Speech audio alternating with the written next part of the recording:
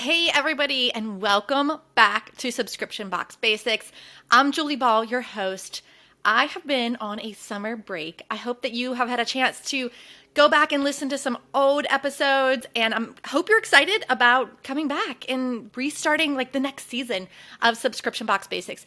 We have so much to talk about. We've got a lot coming up this fall, and we'll be sharing as everything gets planned. But today's episode, I am going to share my story of why I sold Sparkle Hustle Grow. Yes, did you hear? I sold Sparkle Hustle Grow, my multi-six-figure subscription box business for female entrepreneurs.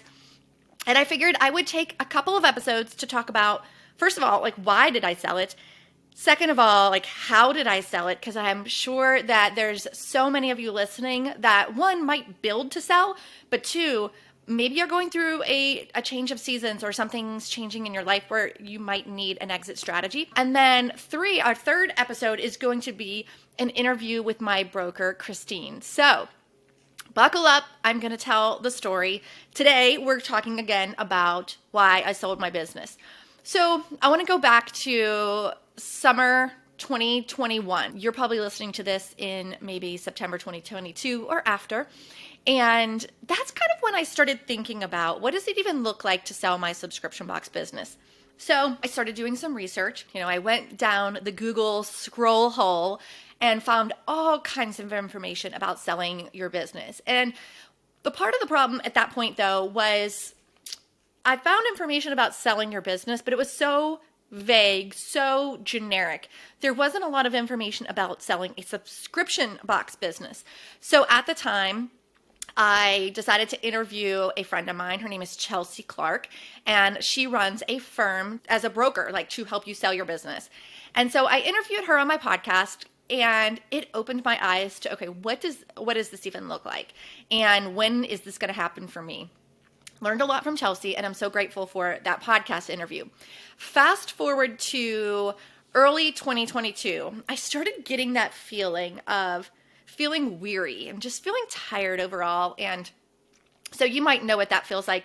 I liken it to that feeling of when I was in corporate America and I got that gut feeling where I'm like, I think I'm done here. I think that I'm ready for my next season. And it's hard to ignore that because it's just there. It's just like, it's there, and you can ignore it if you want to, and you can trudge through things, or you can kind of take that as your sign and figure out a game plan. And that's what I was doing. 2022, I had decided previously that I was going to record a podcast. It was going to be a 12 episode season. Stick with me, keep following, because this has a purpose to the story. So this podcast is called A Better Way to Hustle. And it was intended to be a lead magnet for my subscription box business for female entrepreneurs. And the idea was the 24/7, 365 hustle culture that is out there and people talk about all the time. I feel like it's really toxic, and it leads me to burnout. It leads other people to feeling imposter syndrome, to feeling less than, to feel like you're not succeeding. And I just didn't like that. And I feel like there's a better way to hustle. So I mapped out 12 episodes to talk about, why things feel so hard and answers to how to make your life easier and more fulfilling and still have the hustle as part of your life. And so things like community, things like simplifying, things like, work hard, play hard. And I recorded these podcast episodes thinking, again, that this would be a good lead magnet for my subscription box, that it would attract the right buyers, those women who were hustling and they were feeling burnout and they wanted a better way to hustle. And after I recorded these 12 episodes, I sat down and I was feeling just almost a little bit overwhelmed with emotion. One, I was excited that it was done and I could not wait to get it out into the world. But of course, there was some nervousness, like normal, before you launch anything. But two, recording the podcast felt so therapeutic to me. And it was wild because, I thought that this was going to be a lead magnet, and it turned out to be like what I needed. Like God was at work in my life for sure. And after I recorded the podcast, all 12 episodes, and we, set everything up for launch, I called a family meeting. So I sat down with a glass of wine. Kenny sat down with a beer, and McKenna sat down with a juice box. She's 11. She was 10 at the time.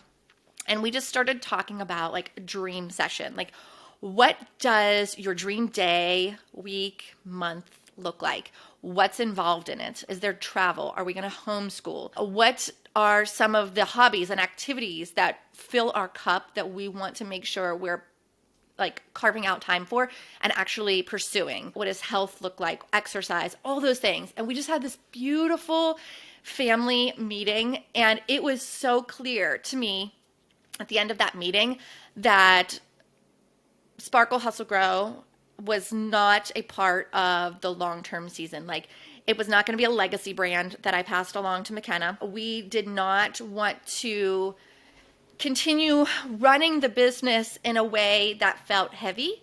It was clear that we were ready for our next season.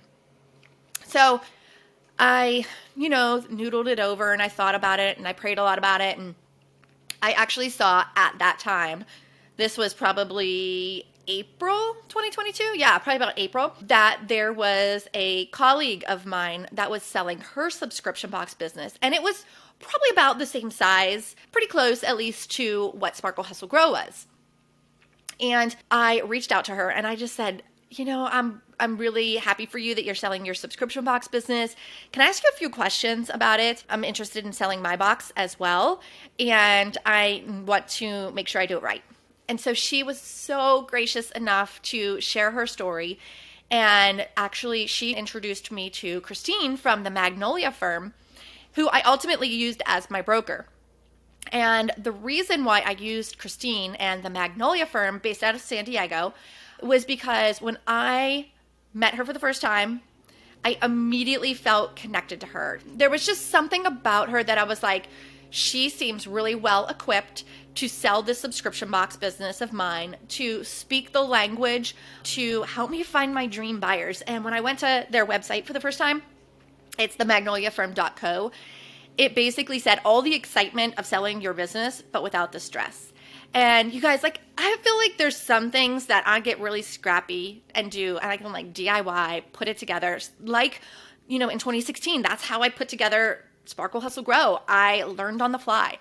Well, I just didn't think that this was the right time and place to be scrappy and to figure it out on my own. There was just way too much at stake. And so I decided to get a broker opinion of value. It's also called a valuation.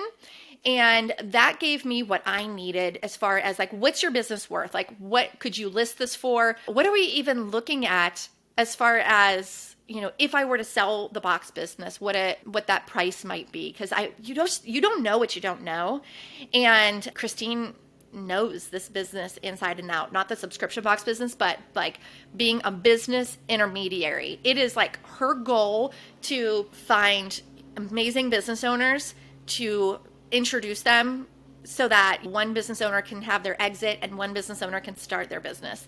And it's this beautiful thing. I'm going to interview her in a future episode. You're going to love it. She's going to tell us some tips and just we'll walk through a little bit more about how I sold my business. But again, I'll talk about that in next week's episode too, like how the steps that I did to prepare and all that good stuff. So anyhow, when I met Christine, I knew immediately that she was going to be the person that I wanted to work with. So I got into a contract with her. And one of the things that I really, really loved about what she was telling me was, one, on our first Zoom meeting where I got to know her a little bit and she got to know my business, she asked me, are you emotionally ready to sell your business? Let me say that again. Are you emotionally ready to sell your business? And I was like, that is the best question. I'm so glad you asked that. And a year ago, I would have said no. Probably 6 or 8 months ago, I would have said no. But after having gone through that family meeting and recording the A Better Way to Hustle podcast, I could easily say to her, yes, I am. And it felt so good and it felt so freeing. And one of the things that I was really nervous about with selling my business was this bit of guilt. And you might think, like, why would you feel guilty? Well, I'm a people pleaser. That's just part of my DNA. And I felt like I was going to let people down. There are some people that have been subscribers since the first few boxes. There are so many relationships I've built along the way, colleagues, and a lot of the guest experts that I've brought in along the way. I didn't want to let anyone down. And so I was wearing this guilt. So one of the things that was really weighing on me is that I needed to keep this private. I didn't want to share it publicly because I didn't want rumors flying around.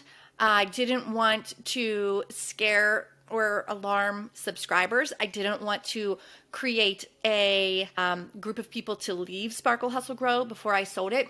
And from the advice of my business broker, she's like, just keep it to yourself. Only share it with people who might be interested in actually buying the business. And so that was a lot of weight to carry. It's like this secret. Obviously, I shared it with my team and my family, but it was really hard for me to keep it from you guys and to keep it from my boot campers and to keep it from the sparklers. But that's just the reality of it. I needed to keep it private. So yeah, there was a lot of emotions surrounding that. There was a lot to do to prepare the business for sale as well. And I had sort of started that the year before, but once I decided that we were going to list the business, it was like game on as far as getting all my SOPs updated, cleaning up my accounting books, because at the time I had put both of my businesses, both Subscription Box Bootcamp and Sparkle Hustle Grow, in the same QuickBooks account. And so now I had to go back and I had to separate them in hindsight, and that was challenging. So that's one piece of advice. If you run multiple businesses, including a box business, and you think you might sell it one day, separate your expenses, separate your finances. In hindsight, I would have set up 2 separate QuickBooks Online accounts, but we made it work. So I decided that it was going to go for sale. I worked with Christine and her team to choose a date that we were going to go live. They prepared the listing. They created all the assets that we needed for the sale of the business. And I'll tell you again, all about that in the next episode. It felt like I had someone walking alongside me the entire journey, though. It was stressful. Yes. There was a lot of work. Yes. Was it worth it? Absolutely. Never in my wildest dreams did I ever think that I would take a side hustle and then 6 years later sell it for multiple 6 figures. Like, my mind is just blown. And I'm not saying this stuff to brag. I'm just saying this so that you can see that there's more than one path that you can take on your subscription box journey. You can create this legacy brand that you pass along to family members. You can eventually have an exit strategy where you sell the business, or you can close down your business. Like, those are kind of like the 3 paths for your box business. There's no shame in thinking about what does that exit strategy look like for you. I wish that I had, I feel like I need a business therapist. Is that like a thing? Like someone who is a therapist, but specifically meant for entrepreneurs. Oh my gosh, I feel like that would be something I need, but something that would be beneficial to all entrepreneurs. Am I right? So anyhow, we list the business, go through all the steps of, vetting potential buyers and stuff. 94 days on the market, and we are closed, and there is money in the bank. It just blows my mind.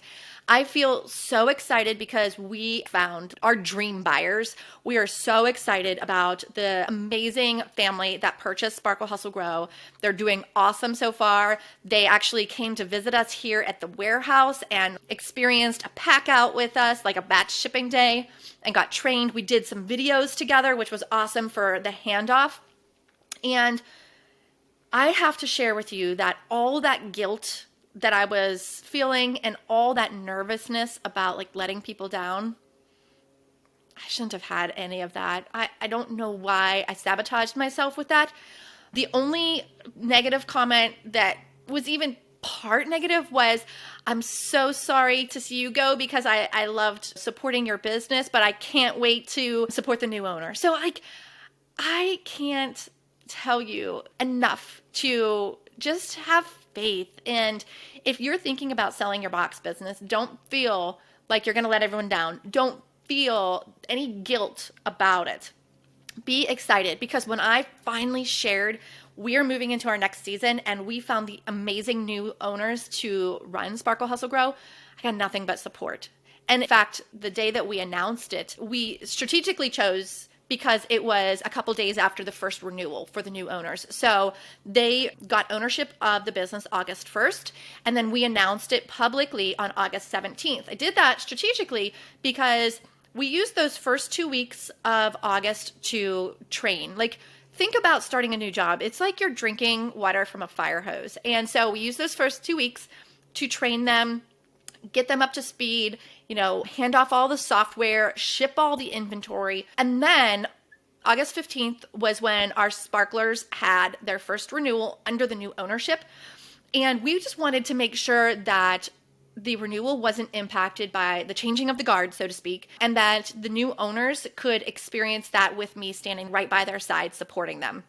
2 days later, August 17th, we made the announcement with a video that we filmed together when they were on site. And it just was really, really well received. So that day when we announced it, we were a little bit nervous. I mean, can you blame us? She was nervous about how she would be received as the new face of the brand.